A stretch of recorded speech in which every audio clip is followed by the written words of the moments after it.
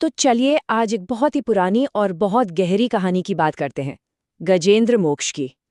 ये कहानी है एक राजा की, जिसका पतन होता है, लेकिन वही पतन आखिर में उसकी मुक्ति का सबसे बड़ा कारण बन जाता है। ये हमें भक्ति, अहंकार और कह सकते हैं सच्चे समर्पण की एक यात्रा पर ले जाएगी। और यहीं से हमारा सबसे बड़ा सवाल उठता है कि भई एक श्राप मोक्ष का रास्ता कैसे बन सकता है। मतलब सोचिए, ये बात ही कितनी अजीब लगती है ना, कि कोई सजा, कोई अभिशाप असल में मुक्ति का दरवाजा खोल दे।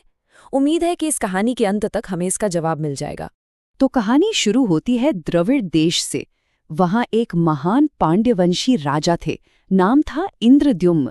और वो कोई ऐसे वैसे राजा नहीं थे, बहुत ही न्यायप्रिय शासक थे। उनके राज में ना हर तरफ सुख शांति का माहौल था। अब देखिए, राजा इंद्रद्युम्न जो थे, वो भगवान नारायण के बहुत बड़े भक्त थे, परम भक्त। लेकिन धीरे धीरे क्या हुआ कि उनकी भक्ति ना एक तरह के जुनून में बदल गई। शायद ये भक्ति का भी एक अहंकार था, जिसने उन्हें अपने राजधर्म से, अपनी प्रजा के प्रति जो कर्तव्य थे, उनसे दूर कर दिया। और आखिर में तो उन्होंने सब कुछ छोड़ छाड़ दिया और ध्यान लगाने के लिए मलय पर्वत पर अपना एक आश्रम बना लिया।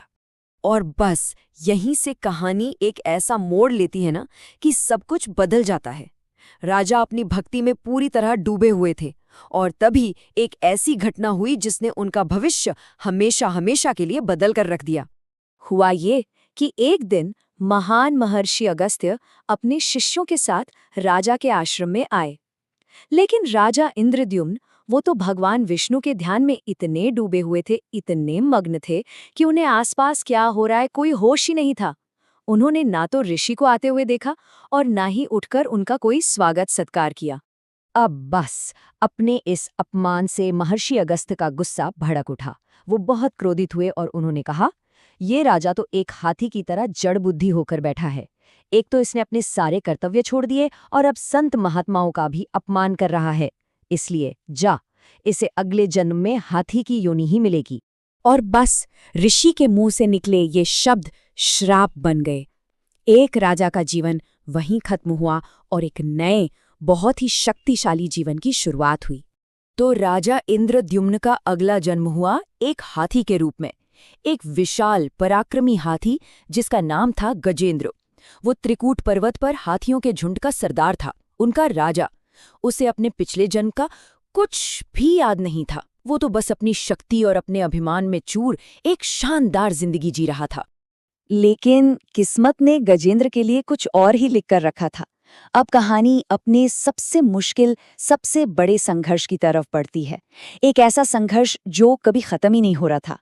तो हुआ यूं कि एक दिन गजेंद्र अपने पूरे झुंड के साथ एक झील में नहा रहा था, खेल रहा था। और तभी अचानक एक बहुत बड़े मगरमच्छ ने उसका पैर पकड़ लिया, बुरी तरह जकड़ लिया। और मजे की बात यह है कि ये मगरमच्छ भी कोई आम मगरमच्छ नहीं था। वो हूहू नाम का एक गंधर्व था, मतलब स्वर्ग का संगीतकार, जिसे किसी ऋषि ने श्राप दे दिया था। तो आप देखिए, यहाँ असल में दो शापित आत्माएं आपस में टकरा रही थीं। और ये लड़ाई कोई छोटी मोटी नहीं थी। गजेंद्र ने अपनी पूरी ताकत लगा दी, लेकिन मगरमच्छ था कि उसे पानी के अंदर खींचता ही जा रहा था। और ये संघर्ष 1 दिन, 2 दिन, 1 साल, 2 साल नहीं, पूरे 1000 साल तक चला। सोचिए, 1000 साल। 1000 साल के इस अंतहीन संघर्ष ने गजेंद्र को अंदर तक तोड़कर रख दिया था। उसकी सारी ताकत, सारी ऊर्जा खत्म हो चुकी थी। उसका झुंड, उसकी हथनियां, बच्चे सब उसे बेबस छोड़कर जा चुके थे। और उसका वो घमंड, वो अभिमान, वो तो कब का चकनाचूर हो चुका था। अब कोई उम्मीद, कुछ भी बाकी नहीं था। और बस यहीं, जब हार और निराशा अपने चरम पर थी, उसी पल में कहानी का सबसे बड़ा, सबसे जरूरी मोड़ आता है। कहते हैं ना, जब सब कुछ खत्म हो जाता है, तभी कुछ नया शुरू होता है।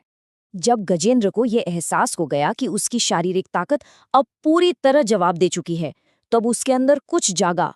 उसे याद आई अपने पिछले जन्म की भक्ति, वो जो राजा इंद्रद्युम्न की भगवान विष्णु के लिए अटूट श्रद्धा थी ना, जो इतने सालों से अहंकार के नीचे दबी हुई थी, वो अब एकदम शुद्ध होकर बाहर निकली। और उस गहरी निराशा के बीच उसने अपनी सूंड से एक कमल का फूल तोड़ा और उसे ऊपर उठाकर पूरे मन से, पूरी आत्मा से भगवान विष्णु को पुकारा। ये कोई ताकत मांगने की प्रार्थना नहीं थी, ना ही ये मदद की कोई गुहार थी। ये एक भक्त का पूरा, बिना किसी शर्त का संपूर्ण समर्पण था। और जब समर्पण इतना सच्चा हो तो जवाब भी सीधा भगवान की तरफ से और तुरंत आता है। गजेंद्र के दिल से निकली वो पुकार सीधी वैकुंठ तक पहुंच गई। भगवान विष्णु ने आने में एक पल की भी देरी नहीं की। वो अपने वाहन गरुड़ पर सवार होकर तुरंत वहां प्रकट हुए और बिना एक क्षण गवाए उन्होंने अपने सुदर्शन चक्र से उस मगरमच्छ का वध कर दिया और उस 1000 साल के संघर्ष को एक ही पल में खत्म कर दिया। गजेंद्र को हमेशा के लिए आजाद कर दिया। और जैसे ही वो आजाद हुआ, गजेंद्र हाथी के शरीर से मुक्त हो गया और उसे अपना असली दिव्य रूप वापस मिल गया। लेकिन बात यहीं खत्म नहीं हुई। भगवान विष्णु ने उसे सिर्फ बचाया नहीं, बल्कि उसे अपना पार्षद बना लिया, यानी अपना एक निजी सेवक, और हमेशा हमेशा के लिए वैकुंठ में अपने साथ रहने का सम्मान दिया। यही तो थी उसकी असली मुक्ति। और कहानी का सबसे खूबसूरत हिस्सा तो अब आता है। भगवान विष्णु ने गजेंद्र की इस मुक्ति को हम सब के लिए एक प्रेरणा बना दिया। उन्होंने ये वरदान दिया कि जो कोई भी सुबह उठकर इस कहानी को याद करेगा, इस कथा का पाठ करेगा, उसे मृत्यु के समय एक निर्मल बुद्धि मिलेगी और भगवान की याद बनी रहेगी, जिससे उसे भी मोक्ष का मार्ग मिल सके। तो चलिए वापस अपने उसी पहले सवाल पर लौटते हैं। गजेंद्र की ये कहानी हमें यही सोचने पर मजबूर करती है ना? जब वो राजा इंद्रद्युम्न था तो उसकी भक्ति में शायद अहंकार था। जब वो हाथी बना तो उसके जीवन में अभिमान था। लेकिन सच्चा समर्पण तो तभी जागा जब उसका सब कुछ छिन गया। तो क्या इसका मतलब यह है कि सच्चा समर्पण तभी होता है जब अहंकार पूरी तरह से टूट जाता है? परम मुक्ति पाने के लिए क्या घमंड का पूरी तरह से टूटना वाकई जरूरी है? ये एक ऐसा सवाल है जिसका जवाब शायद हम सभी को अपने अंदर ही खोजना होगा।